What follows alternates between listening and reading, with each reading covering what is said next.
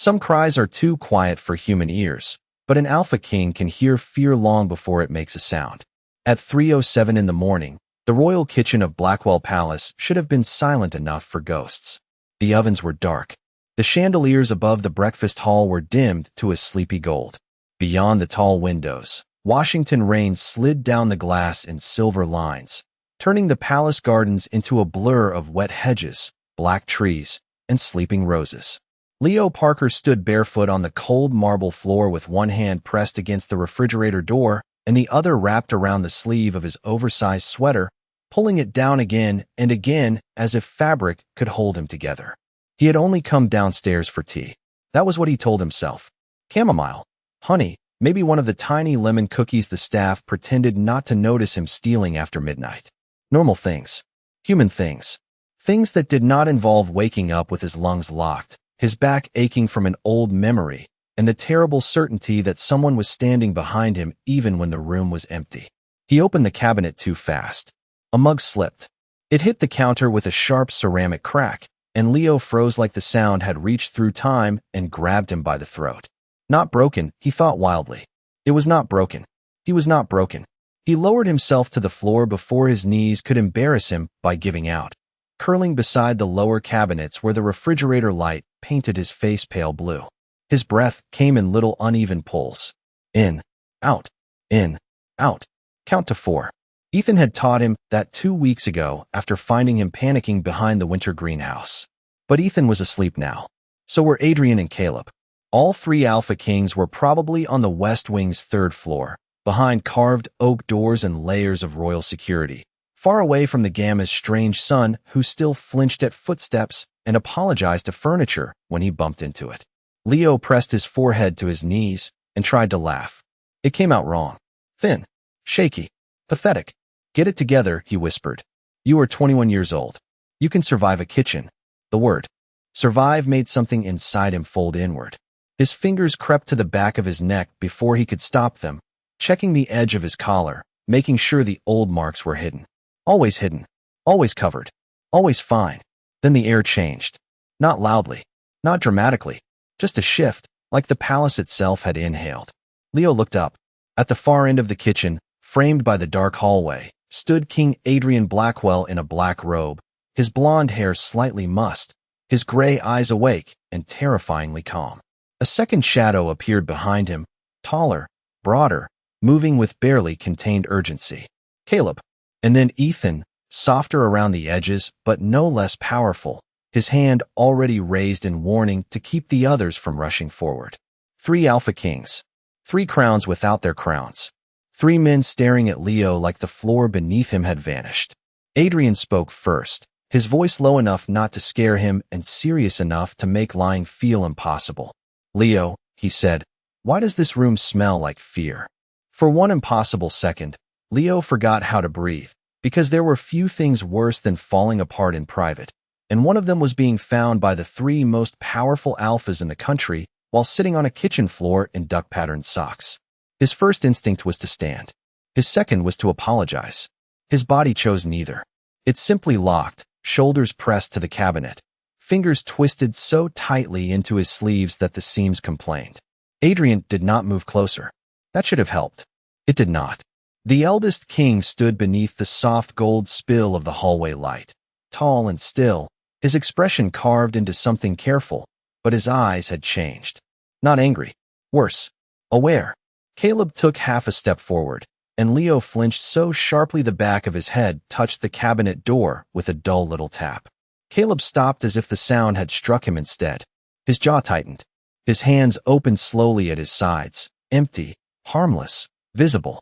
I am not coming closer, Caleb said, and the strain in his voice made the sentence sound like it had been dragged through his chest. I promise. Ethan slipped around, him with the quiet patience of someone approaching a frightened animal, then immediately sank down onto the marble 6 feet away, folding his long legs under him as if sitting on the kitchen floor before dawn was a perfectly normal royal activity. His dark blue pajama shirt was buttoned wrong. One side of his hair stuck up. Under any other circumstances, Leo might have laughed. Under this one, his throat burned. You do not have to explain anything, Ethan said softly. Just look at me if you can. Not at them. Not at the room. Just me. Leo tried. He really did. But Adrian was watching the hand Leo kept clamped over his left shoulder, and Caleb was watching the hem of Leo's sweater, and the refrigerator light was still pouring over everything like a spotlight at the worst performance of his life. I was making tea, Leo whispered. It sounded ridiculous. A 21-year-old Omega shaking beside the refrigerator because of tea. I dropped a mug. I am sorry. I will clean it up. Adrian's gaze flicked to the counter. The mug is fine. I am fine too. The lie arrived too quickly, too polished, too practiced. Leo hated how easily it left his mouth. Ethan's face did not change, but something in his scent softened, warm cedar and rain-soaked cotton, gentle enough that Leo almost wanted to lean toward it. You do not have to be fine in this kitchen, Ethan said. There is no law requiring it. There are many laws requiring many things, Leo muttered before he could stop himself. Adrian's attention sharpened. Caleb looked at him like that tiny sentence had opened a locked door somewhere. Leo immediately regretted existing. Fantastic. Amazing. Truly excellent work, Leo Parker. Have an emotional collapse in front of royalty and then critique national legislation while barefoot. He pulled his knees closer, which tugged his sweater collar sideways. The motion was small. The silence after it was not. Cold air touched the back of his shoulder. Leo felt it before he understood it. His hand flew up, yanking the fabric into place, but it was too late. Adrian had seen. Caleb had seen.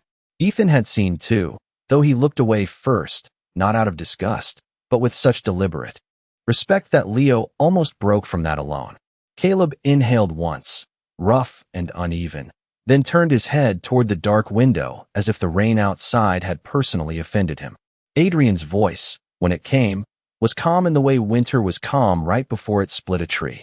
Leo, he said, who told you those marks were something you had to hide? Leo stared at Adrian as if the question had been spoken in a language his body understood before his mind did, and for one strange, awful moment, the kitchen seemed to shrink around him. The marble floor was too cold. The refrigerator hummed too loudly. The rain kept tapping the windows like impatient fingers. He wanted to say no one. He wanted to laugh and tell them this was all dramatic and stupid, and please forget they had ever found him curled beside the cabinets like a kicked habit. Instead, his hand stayed locked over his shoulder, holding the sweater in place with the desperation of someone guarding a door that had already been opened. They are old, he said. His voice barely made it across the 6 feet between him and Ethan. That was not what I asked, Adrian replied. Not sharp, not cruel, almost worse than that. Patient. Caleb made a low sound, then swallowed it so fast Leo knew it had not been meant to escape. The second king was still turned halfway toward the window, his reflection pale and furious in the glass, but his feet had not moved. He was keeping his promise. Leo hated that it mattered. He hated that some bruised, foolish part of him noticed. Ethan lowered his gaze to Leo's hands instead of the hidden marks. You are covering the back of your neck, he said gently, and your shoulder. Before that, when Caleb moved, you tucked your chin and angled your body away from the door. Leo, that is not random. Leo gave a small, broken laugh. Are you diagnosing me on the kitchen floor now? No, Ethan said. I am listening to what you are not saying. The sentence hit harder than it should have. Leo looked away, blinking too fast. He had spent years being praised for silence. Good Omegas were quiet. Good sons did not make trouble. Good pack members did not drag old darkness into rooms were powerful. People were trying to build better futures. His father, Gregory Parker, had earned his place as Gamma through loyalty so steady it had become almost legendary. Gregory stood beside kings during treaties, disasters, border disputes, and winter storms that closed half the East Coast. Gregory believed the palace was safe. Leo had let him believe it. That was the one thing he could still control. Please do not tell my father, Leo whispered. All 3 men changed. Not visibly enough for anyone else to notice, maybe, but Leo felt it in the air. Adrian went utterly still. Caleb turned from the window. Ethan's shoulders softened with a sadness so quiet it almost hurt to look at. Is Gregory the reason you are afraid? Caleb asked, and there was a dangerous carefulness in the way he said it, like every word had been wrapped before being handed over. Leo shook his head so quickly his hair fell into his eyes. No, never. He does not know. He cannot know. Why? Adrian asked. Leo tried to answer, and found only panic sitting on his tongue. Because his father would blame himself. Because his father would look at him differently. Because if Gregory learned what happened while he was away serving the crown, something inside him might break in a place no healer could reach. Leo pressed his thumb into the sleeve over his wrist and focused on the thread there. One loose thread. Pale blue. Fraying. Safe. Ethan noticed. Of course he did. Leo, he said, voice quieter now.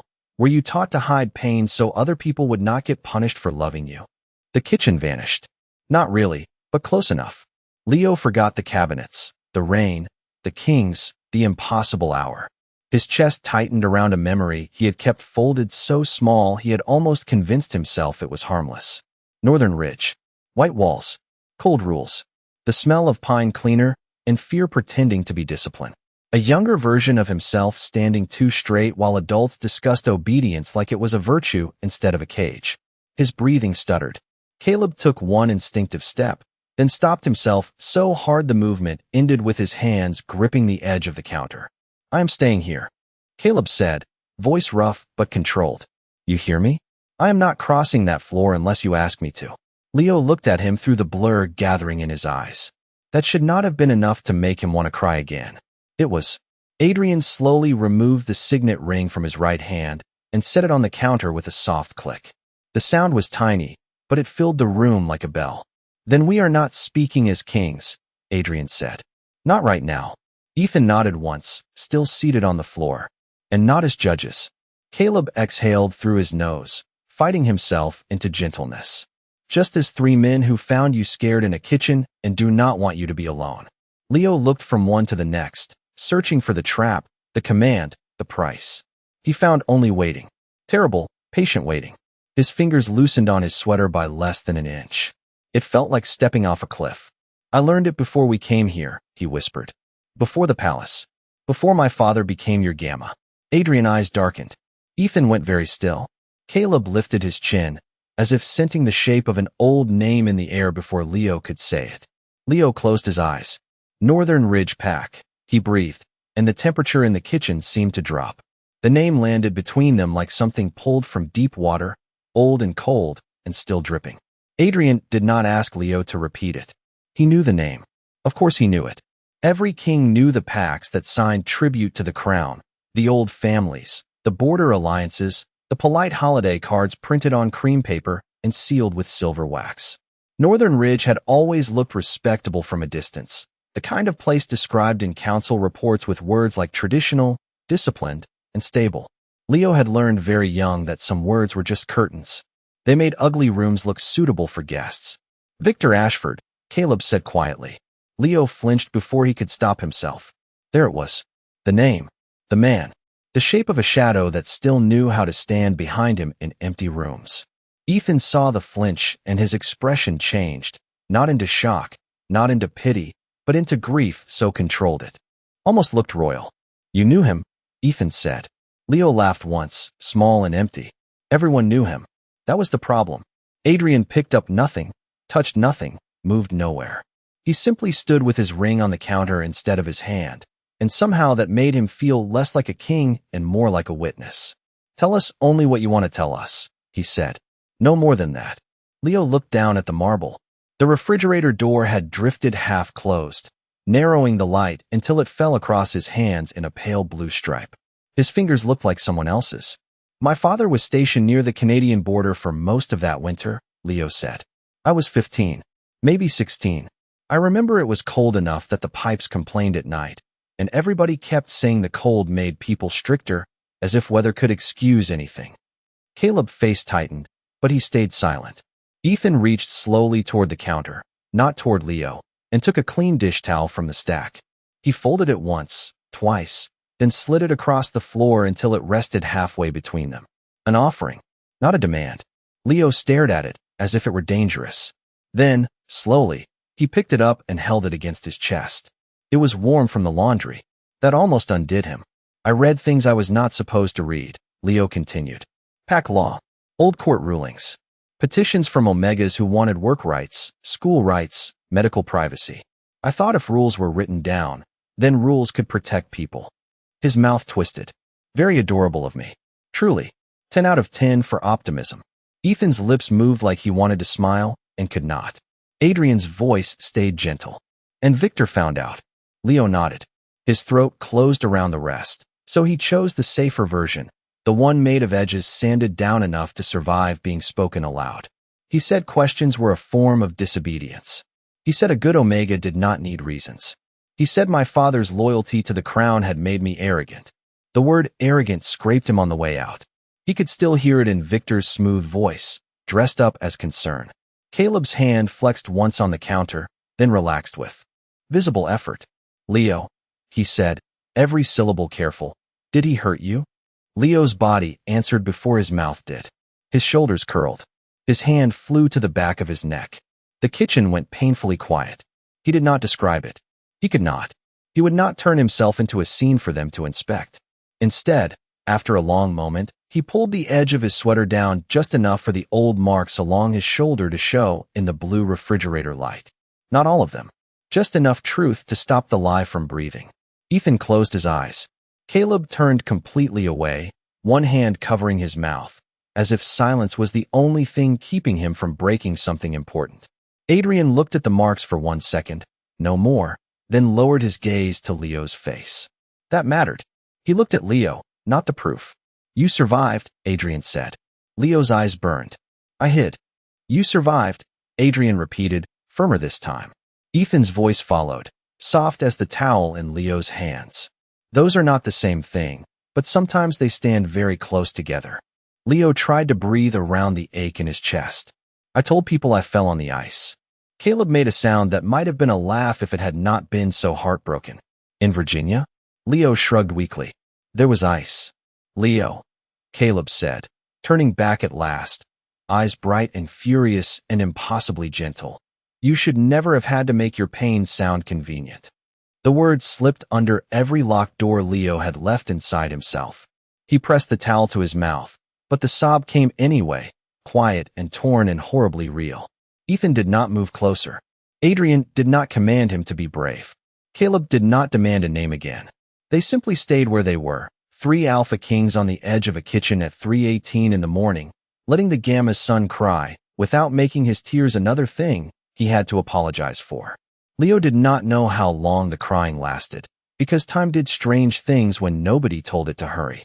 It stretched thin over the kitchen tiles, slipped between the soft hum of the refrigerator and the steady rain against the windows, and left him sitting there with a warm towel pressed to his mouth, while 3 kings pretended not to notice how badly his hands were shaking.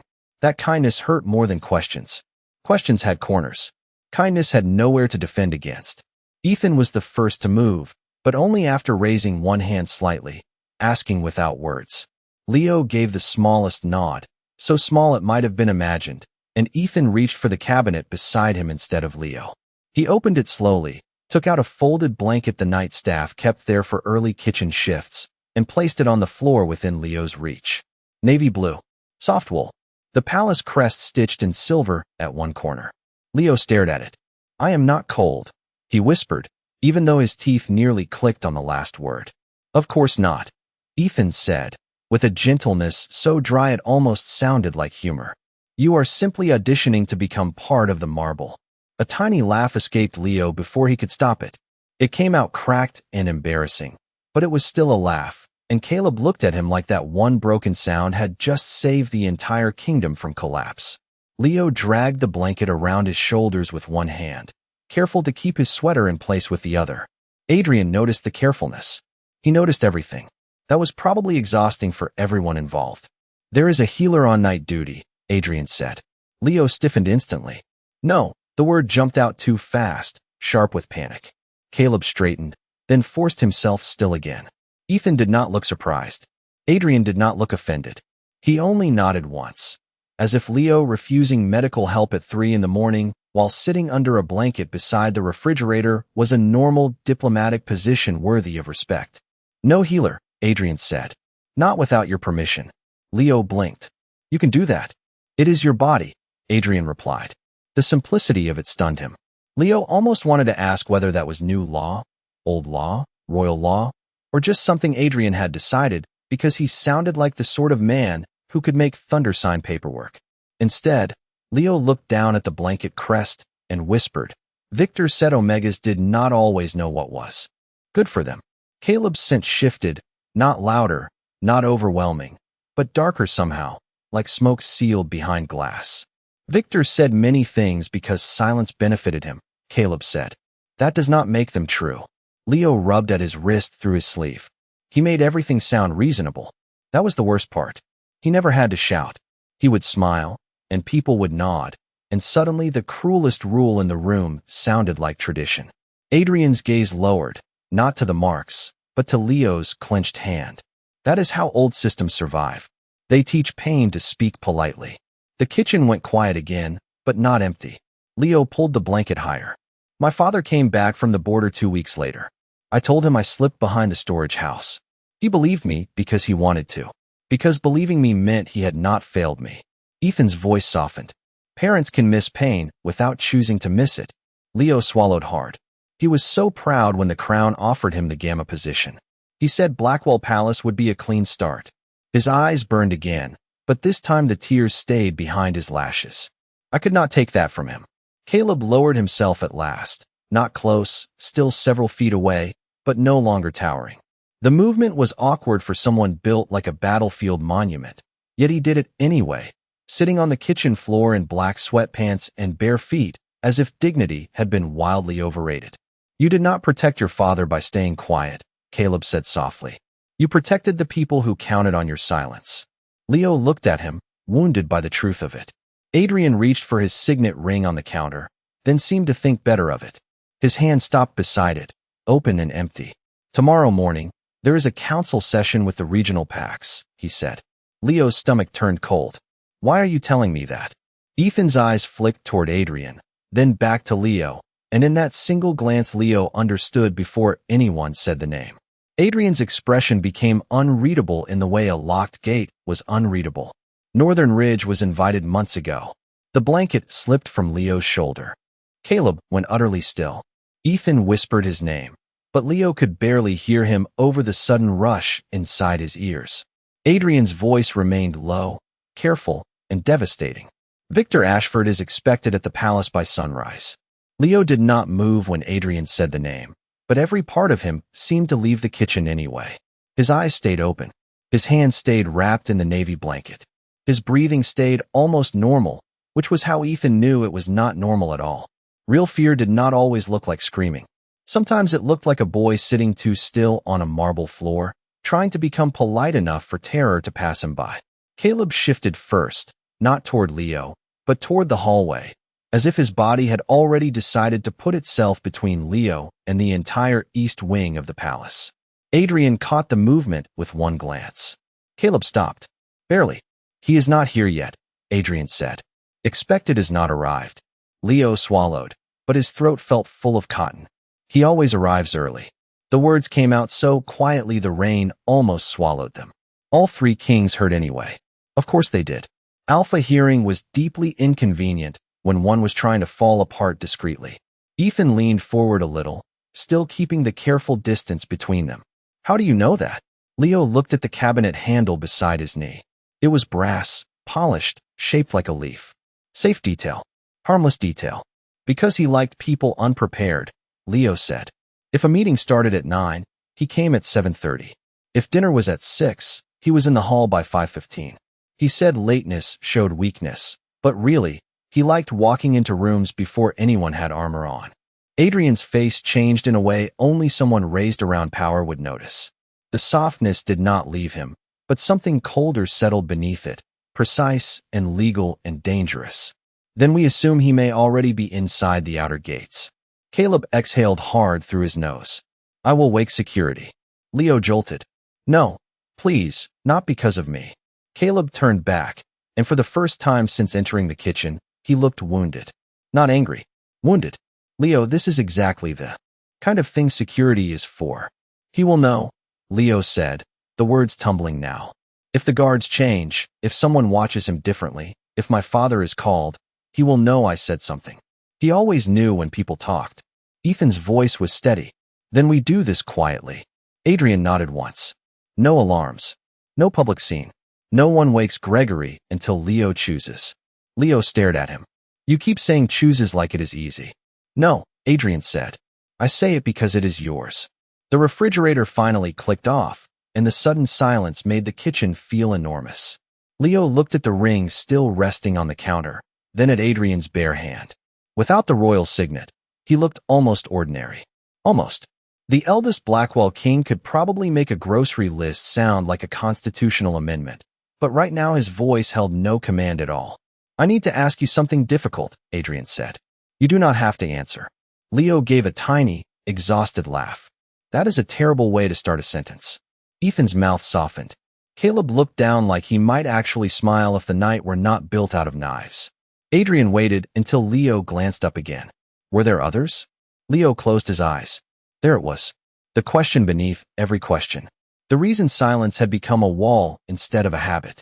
He thought of Northern Ridge, of lowered gazes, long sleeves in July, children who stopped asking why, adults who smiled too hard when Victor entered a room. He thought of a girl named Maisie who once hid a book under loose floorboards and a boy named Owen who practiced signatures for petitions he never dared send. Yes, Leo whispered. Caleb went still. Ethan's hand curled around the edge of his own pajama pants. Adrian's eyes darkened with the terrible math of responsibility. How many? Leo shook his head. I do not know. Enough that we stopped counting out loud. No one spoke for a moment. The palace rain filled the space where outrage wanted to be. Then Adrian reached for his ring and put it back on, not like a king reclaiming power, but like a man picking up a tool he hated needing. Then this is no longer only about what happened to you, he said softly. Leo pulled the blanket tighter. I was afraid you would say that. I know. Adrian stepped back from the counter, giving Leo more space even as his voice became iron wrapped in velvet. But nothing happens without your consent. Not your story, not your name, not your scars. We can investigate Northern Ridge without putting you in the center of the room. Leo wanted to believe him so badly it scared him. Ethan finally moved close enough to reach the mug on the counter. Not Leo, never Leo, and began making the tea Leo had come for in the first place. Chamomile. Honey. A tiny lemon cookie placed on the saucer like a secret apology from the universe. When Ethan slid it across the floor, Leo almost cried again. Caleb sat between Leo and the hallway, broad shoulders blocking the dark entrance, as if shadows required permission to enter now. Adrian took out his phone and sent one silent message. No alarms. No shouting. Just one king changing the direction of a kingdom before sunrise. Then, from somewhere beyond the kitchen, a distant doorbell chimed through the palace halls. Once. Deep. Elegant. Terrifying. Leo's cup trembled in his hands. Caleb rose to his feet slowly. Ethan looked toward the hallway. Adrian's expression became calm enough to frighten the dawn itself. Leo did not need anyone to tell him who had arrived early. The bell did not ring again, and somehow that made it worse. One clean note had passed through the sleeping palace, and now every hallway seemed to hold its breath around it. Leo stared at the kitchen entrance behind Caleb, feeling the warm cup tremble against his palms. Chamomile, honey, lemon, all of it smelled too gentle for a morning that had just become a trap. Ethan took the cup from him before it could spill, moving slowly enough that Leo saw every inch of the gesture before it happened. You are not going to the front hall, Ethan said. Leo managed a laugh that barely had bones in it. That sounds like an order. It is a suggestion wearing a very nice suit. You are in pajamas. Emotionally, the suit is excellent. The joke was small and ridiculous, but it gave Leo one breath that did not hurt. Caleb stayed in front of the hallway, broad back turned toward them, head slightly lowered as if he could hear every movement beyond the kitchen walls. Adrian had already changed. Not his clothes, not his face, but the shape of his silence. A minute ago, he had been sitting in the ruins of Leo's confession. Now he was a king again, not cold, not distant, but focused with such terrifying precision that Leo understood why diplomats feared disappointing him. Adrian looked at Caleb. No confrontation in the hall. Not yet. Caleb's shoulders tightened. If he asks for Gregory, he will be told the Gamma is unavailable until the scheduled council hour. And if he insists, Adrian's mouth did not move, but the air around him sharpened. Then he will learn the difference between entering my palace and owning a room in it. Leo should not have felt comforted by that. He did anyway. Ethan placed the cup on the floor beside Leo and shifted so that he was partly between Leo and the door too, not blocking him, not trapping him, just making the world smaller in a good way. Leo, he said, do you want to stay here, or would you rather go somewhere with a door that locks from the inside? Leo looked toward the dark hallway. Somewhere beyond it, Victor Ashford was handing his coat to a servant, smiling that calm silver smile, probably commenting on the rain like a civilized man. The thought made Leo's skin prickle beneath the blanket. If I hide, he wins, Leo whispered. Caleb turned around. His face was careful, but his eyes were not. No. If you protect yourself, you win. Leo swallowed. That was not how Northern Ridge had taught it. At Northern Ridge, hiding was guilt. Running was proof. Shaking was weakness. Asking for space was disrespect. Here, Three Kings were treating his fear like information instead of failure. It made him feel dizzy. Adrian stepped closer to the counter, still leaving a wide path clear between them. There is another option, he said. You can remain near us, but out of his sight. You hear what happens. You decide what you want next. Nothing about you is discussed unless you allow it. Leo gripped the blanket. He will smell me. Ethan shook his head. Not if we layer the room properly. Caleb crossed to the pantry and came back with a jar of coffee beans, a bowl of oranges, and for reasons known only to royal panic, a loaf of sourdough bread. Leo blinked at him. Are you protecting me or making brunch? Caleb looked down at the bread as if surprised to find it there. Both, apparently. A sound slipped out of Leo, almost a laugh, almost a sob. Ethan stood, took the oranges, and began rolling them gently across the counter to release the citrus scent. Adrian opened the coffee jar. Caleb set the bread beside the toaster with grave importance, as if carbohydrates had joined the security team. The kitchen filled with bitter coffee, orange peel, warm wool, rain, and three steady alpha scents closing around Leo without touching him. Not ownership. Shelter. Then footsteps approached. Polished shoes. Measured pace. A servant's nervous murmur. And beneath it, a voice Leo had not heard in 5 years, smooth as cream poured over broken glass. Please tell King Adrian that Alpha Ashford does not mind waiting, though I do hope the Gamma Parker is awake. I have always found Gregory such a useful man. Leo stopped breathing. The cup beside him rattled once against the marble. Caleb moved before Leo could panic, not toward the hallway, but backward, placing himself fully in front of Leo.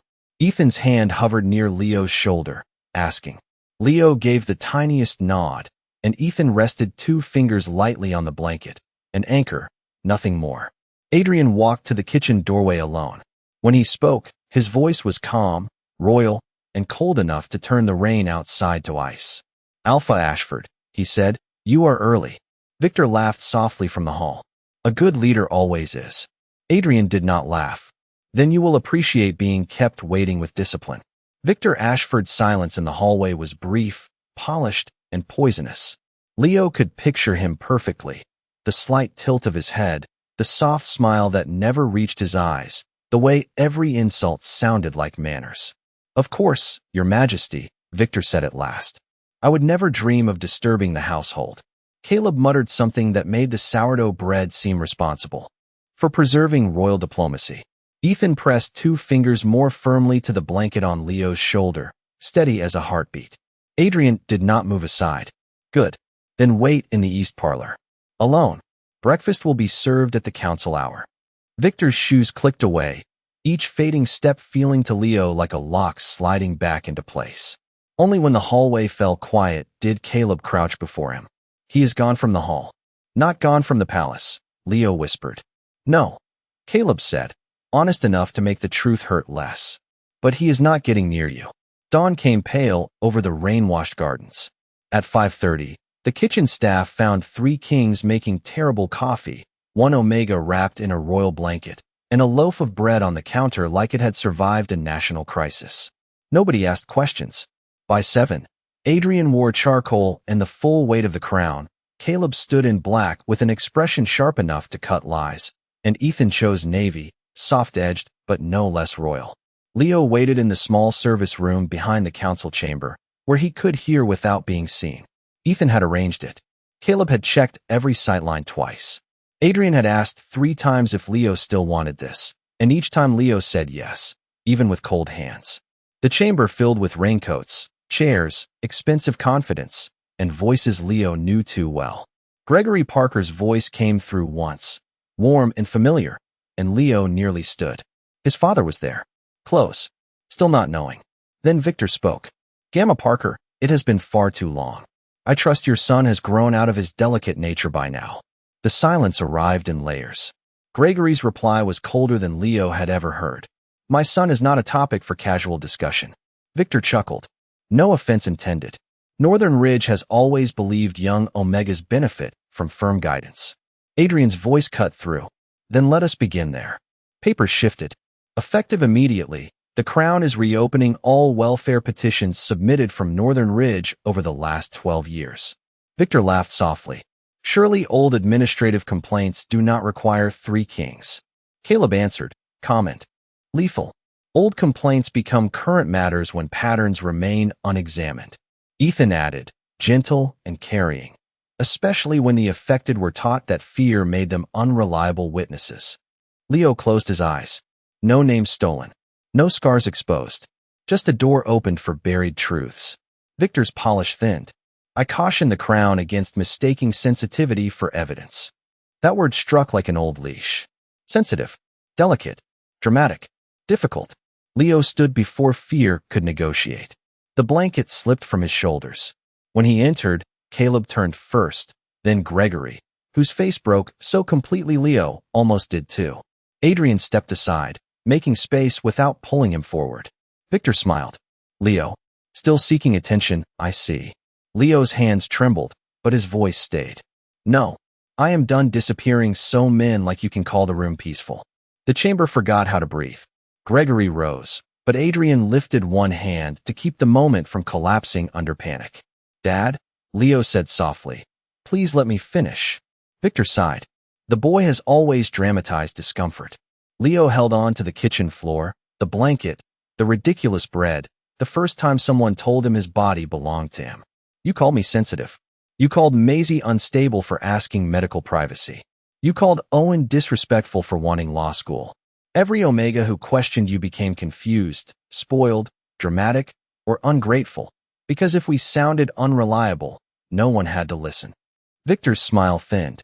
Names and feelings are not evidence. No, Adrian said, opening the folder. But records are. He laid out emergency transfers, sealed petitions, denied medical requests, and education waivers signed under pressure. 12 years of patterns dismissed because the Crown trusted Northern Ridge to police itself.